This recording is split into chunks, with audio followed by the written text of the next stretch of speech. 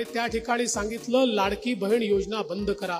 ज्यांच्या आले नाहीत त्यांच्याही खात्यात आता पैसे येणार आहेत आणि पुढचे 5 वर्ष सातत्याने येणार आहे. आमच्या एवढ्या बहिणी या ठिकाणी बसलेल्या आहेत.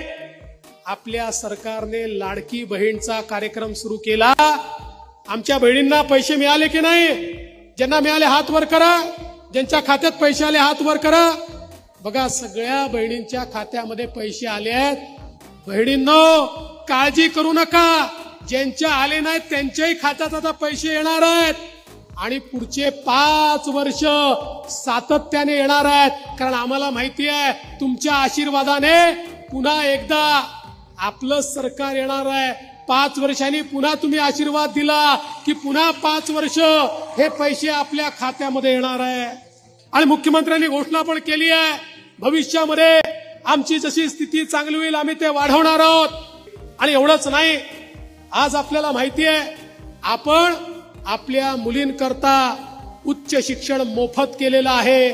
आता उच्च शिक्षणाकरता, इंजिनियर डॉक्टर बनण्याकरता मुलींना 1 पैशाची देखील फी खासगी कॉलेजमध्ये देखील भरावी लागणार नाही. अशा प्रकारची व्यवस्था आपण केली आहे. मोदीजींनी बेटी बचाओ बेटी पढाओ पासनं तर लखपती दीदी पर्यंतचा कार्यक्रम आखला. परवा जळगावमध्ये गिरीश भाऊंनी कार्यक्रम घेतला होता.